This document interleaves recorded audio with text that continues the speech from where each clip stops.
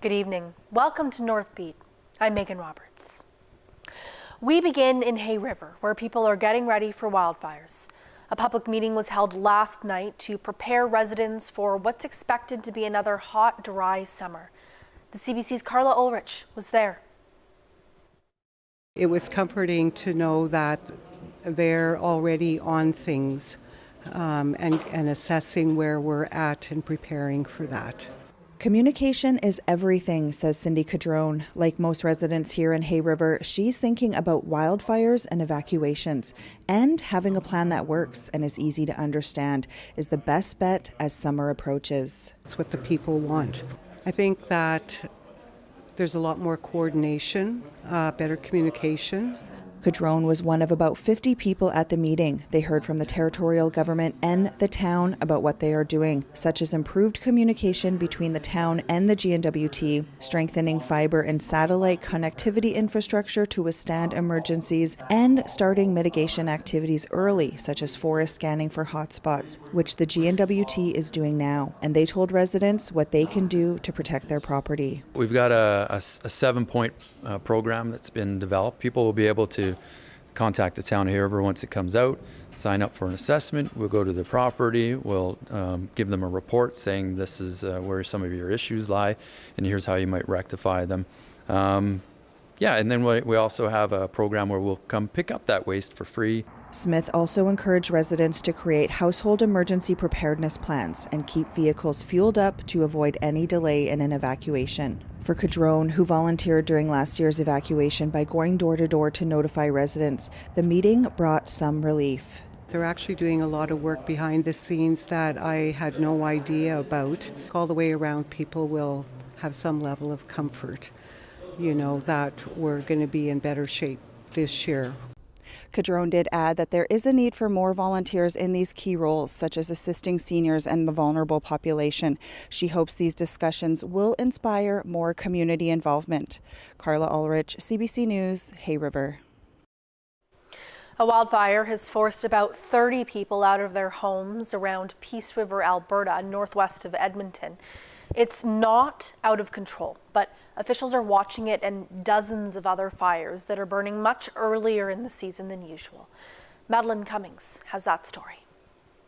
We were told this morning that about 30 residents have been ordered to leave their homes. They're being told to go to the town of Grimshaw.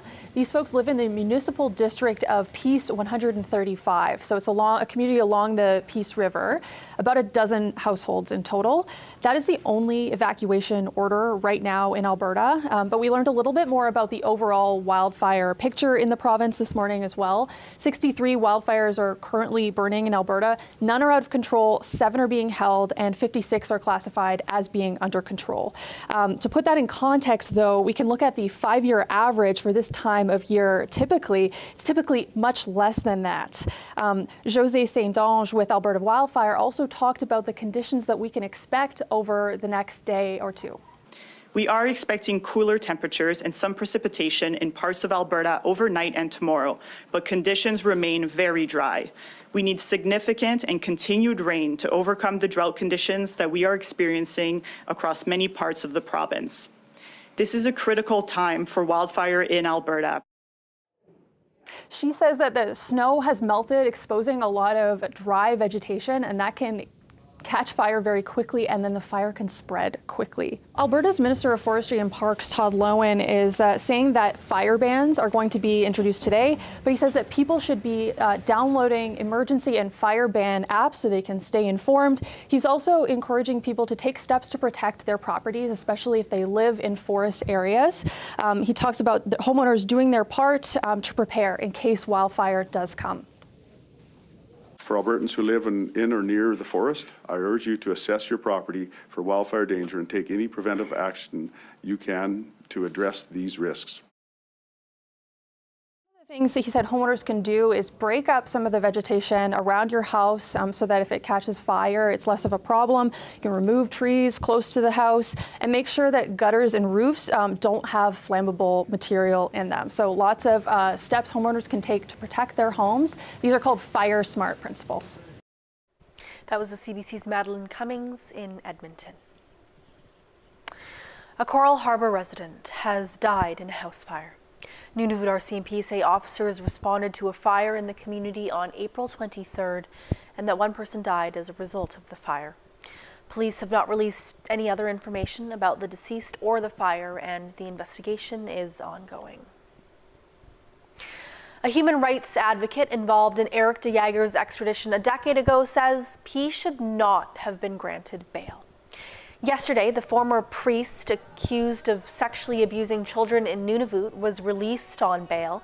De Jager is being tried on 8 counts of sexual assault. Human rights advocate Liv Halsberg says she's surprised he got bail. She says this case is important for all his alleged victims and for the alleged victims of former priest Johannes Revoir. I'm glad that the victims that waited a long time to come forward will be able to obtain justice, which is not possible for the victims of his colleague Revoir, who just died. And so in a way, this trial is also important for the victims of de Jager, of Revoir. Revoir was also accused of sexual crimes in Nunavut. He died in France earlier this month and was never extradited to Canada to stand trial. Lawyers for the Little Dene First Nation in the Northwest Territories are taking aim at lawyers for Ron Barlas. The CEO is accused of funneling close to $12 million of the nation's money into his own companies. The First Nation says Barlas's lawyers have not provided substantial evidence for several claims. Robert Holden reports. While lawyers for Barlas previously said his joint ventures with LKDFN were fully disclosed and legally binding, the nation's defense say that's impossible because the ventures never existed due to their inability to fulfill any contractual obligations. LKDFN has alleged the purpose of these companies was to increase revenue for Barlas only. Lawyers also responded to what they called misleading statements about Barlas increasing the nation's annual revenue since taking his position. Though the nation had seen increased revenues due to his actions, his excessive spending left their net income worse in the latter years of his employment. Additionally, LKDFN lawyers say a large portion of Barlas' defense has relied on meeting minutes. These minutes, the defense said, are hearsay and don't prove LKDFN board members were fully informed of his dealings. They're asking the court to decide the lawsuit without a trial. Lawyers in closing saying a court does not need a trial to deal with a case as obvious as this one. Robert Holden, CBC News, Yellowknife. There's a great sense of urgency to build the new northern operational support hubs promised by Ottawa, but there's no timeline yet. That's according to Bill Blair, the Minister of National Defence. In early April, he released a new defence policy called Our North Strong and Free. In it, there's $218 million over 20 years to build 5 hubs across the north. That's to increase military presence and better assert Canada's sovereignty. But Blair doesn't have a time frame, saying significant investments in personnel, equipment, and infrastructure are needed. I can tell you there's a great sense of urgency. Certainly over the next 4 or 5 years, we've got a great deal of work to do and investment to be made. But I anticipate that work will begin shortly, and it'll take as long as it takes. Blair says the hub's locations will be decided after analysis by the Canadian Forces and consultation with all northern leaders. He says it makes perfect sense to look at existing communities to establish them. The policy says the hubs will consist of airstrips, logistics facilities and equipment, and stockpiles of spare parts. A member of Nunavut's Legislative Assembly wants Inuit societal values to be implemented in the workplace.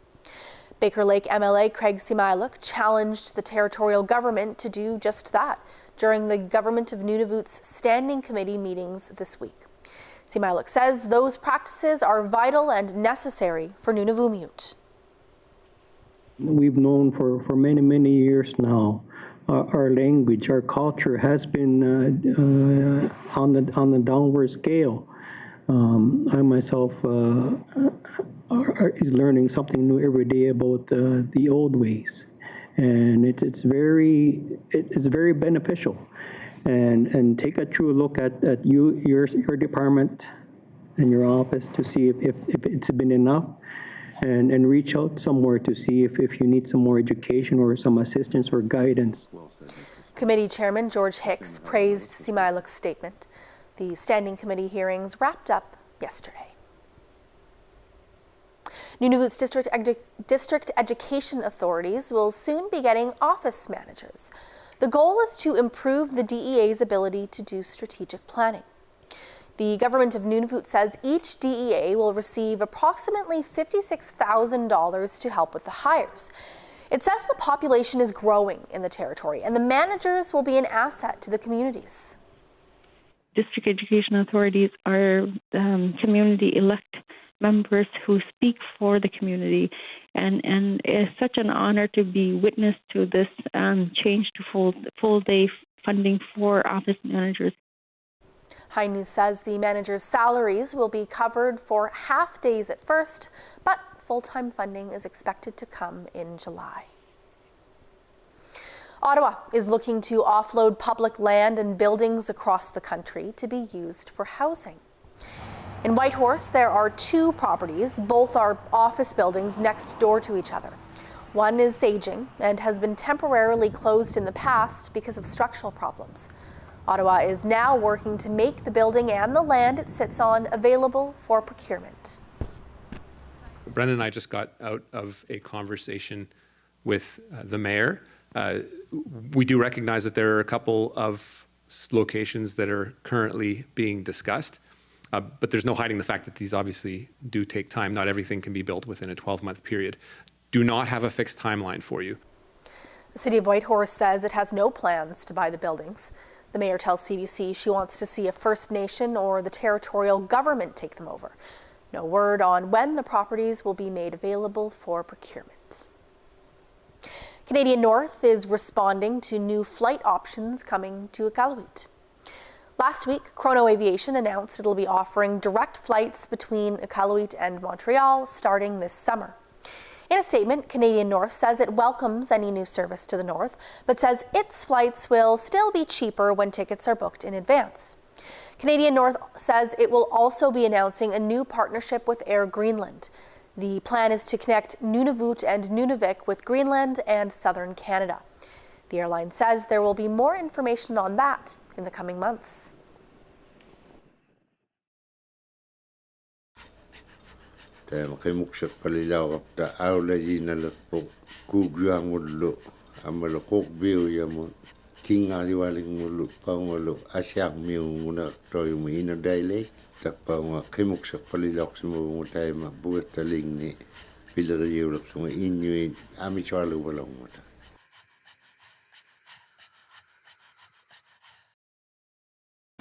I will not forgive failure.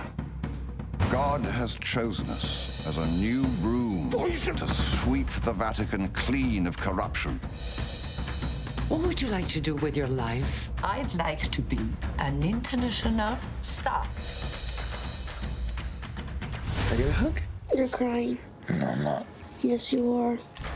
Well, God will take his revenge then. Yes, he will. With our help.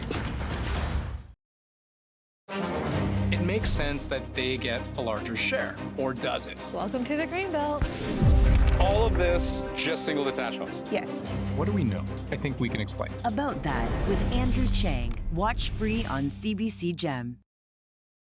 What does it take to reach the top? Join me, Ian Hannamansing, as I get to know some truly inspirational people who share the secrets of their success. If you want to talk about one moment, it's a moment where I would live or die. It changed everything on CBC News Explore. Moments that are so on trend right now. Ticket pricing, artificial intelligence, being a Swiftie, wild fashion trends, showbiz, and cancel culture. Join me, Alameen Abdul-Mahmoud, for Commotion, available now on CBC Listen or wherever you get your podcasts. Sipping on a bit of Henny, can I get a little Remy? Feeling heavy, chilling but I'm feeling ready. Pulled up in a big old Chevy.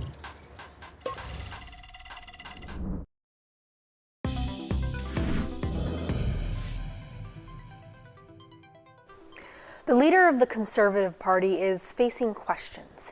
Videos are circulating showing him meeting with participants at a carbon tax protest and using vulgar language to describe the Prime Minister and his policies.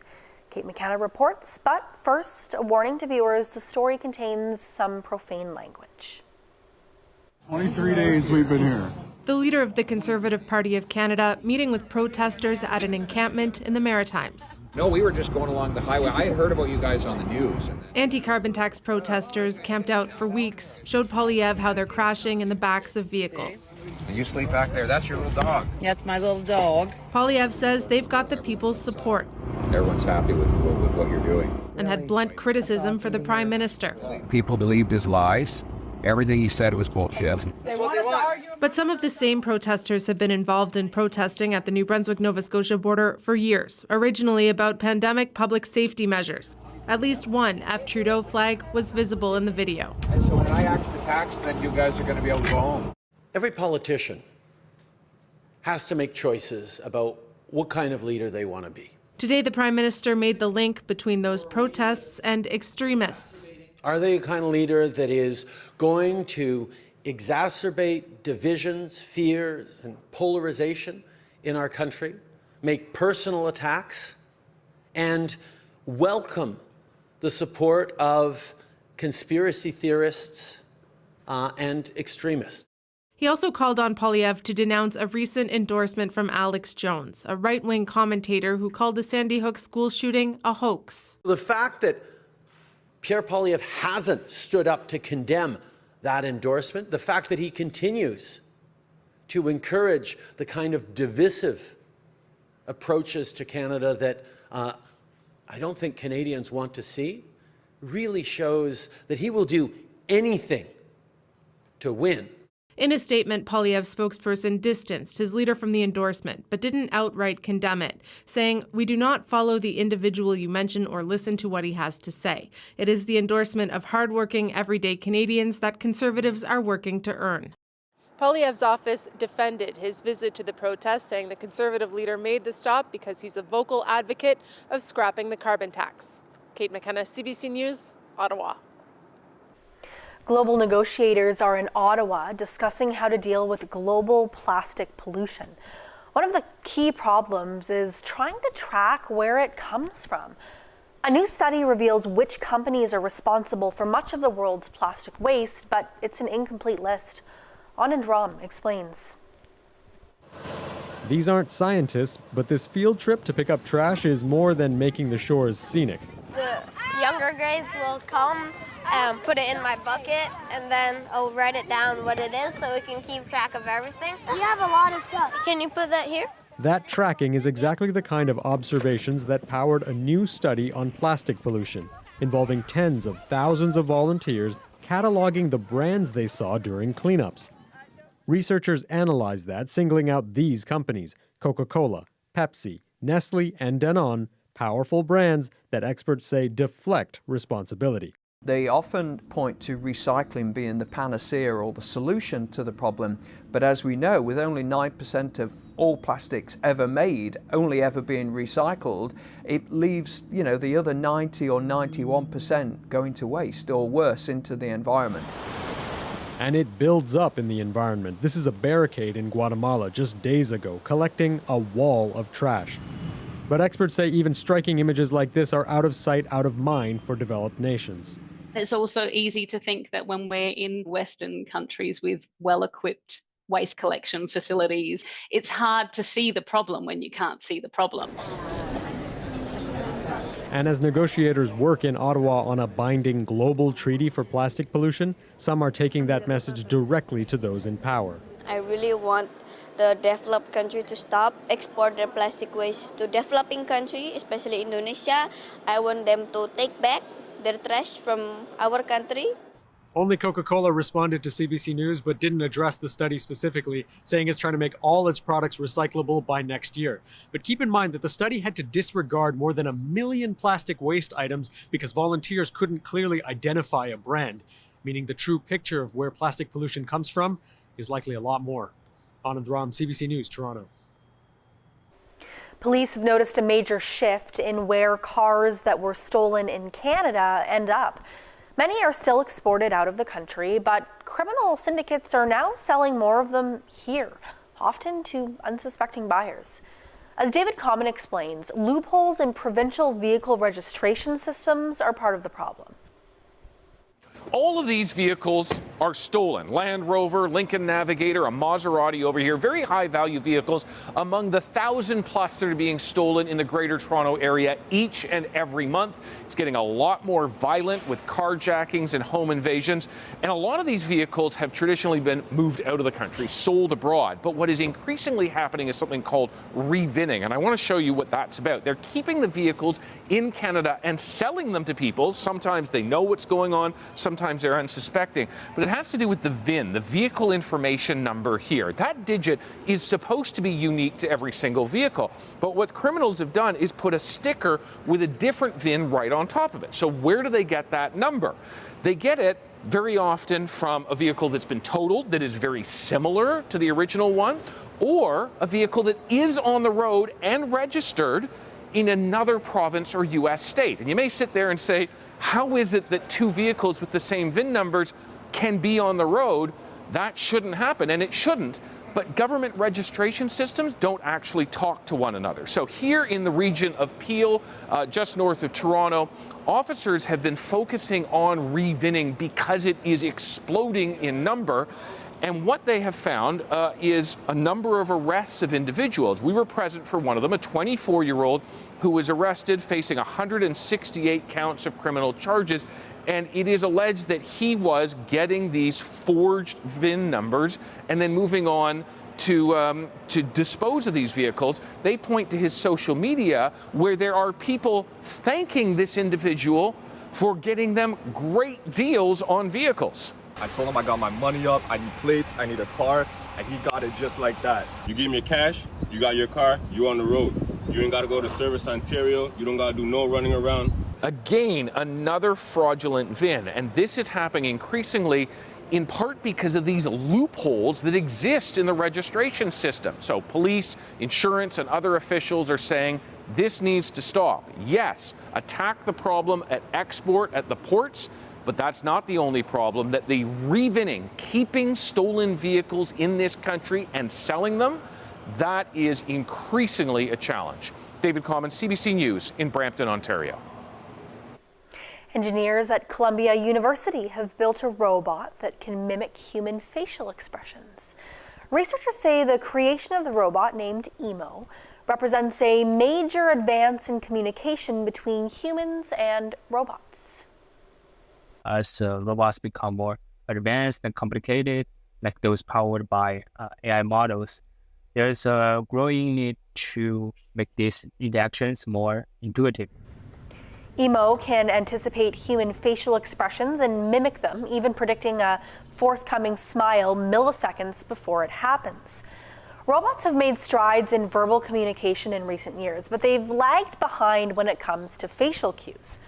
The engineers plan to integrate verbal communication into Emo to allow the robot to take part in complex and natural conversations. If you need a little inspiration, Joe Dunn has you covered. He is turning heads by doing flips, handstands, and rope climbing, all at 79 years old. People try and keep up with him, but he is leaps and bounds ahead. Take a look.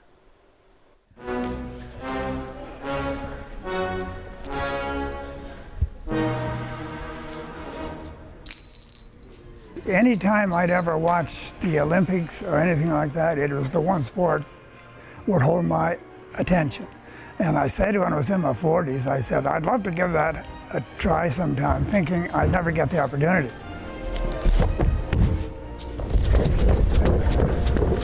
Every time I'm here, I'm inspired by Joe with what he does. He was definitely growing the sport. Everyone's always like, oh no, too old. And like, I can assure you, you were not. We have someone who is 79, turning 80, and he comes and he participates and he's getting better every time.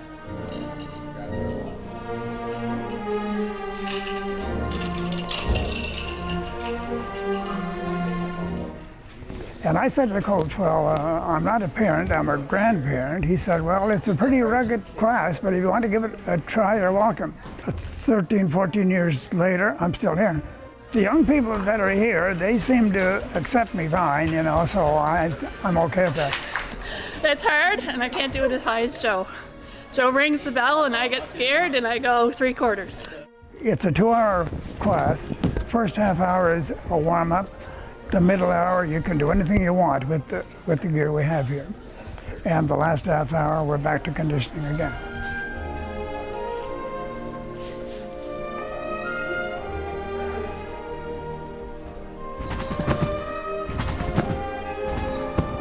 What do people say to you when they see you doing gymnastics? Well, they're surprised, most of them. Well, they think, like you said, they think it's for younger folks, which it is if you're going to be a competitor, and that it is too. But you can still have fun with it.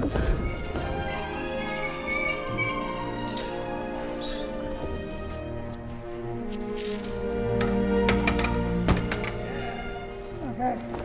I'll do it as long as I can, as long as I feel healthy and great. Yeah. Give it a try. You'll enjoy it. There's a few growing pains until you get in condition for it, but once you do, it's great.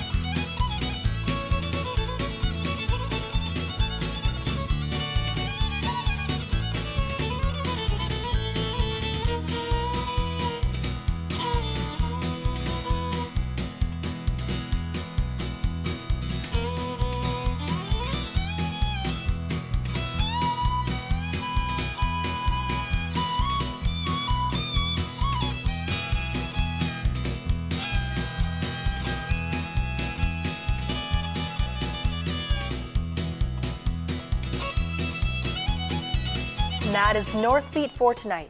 For news anytime, go to cbc.ca/north. Thank you for watching. I'm Megan Roberts. Have a good night.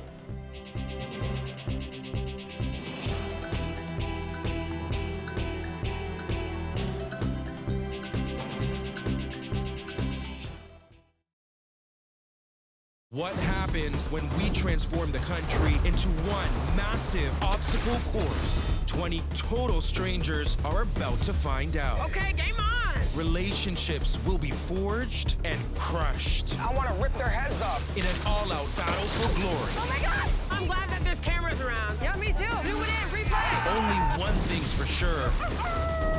They are not ready for what's coming. Let's go, baby!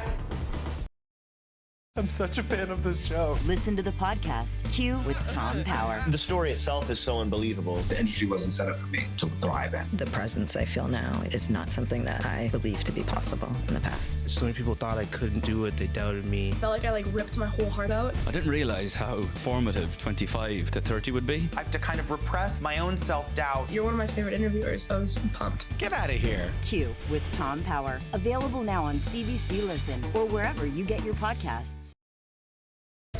Her particular skill set can be helpful to us. She's a con artist. I need to get off that boat and back to being a full-time detective, and you need to stay out of prison. The best way we do that is to keep our heads down and do as we're told.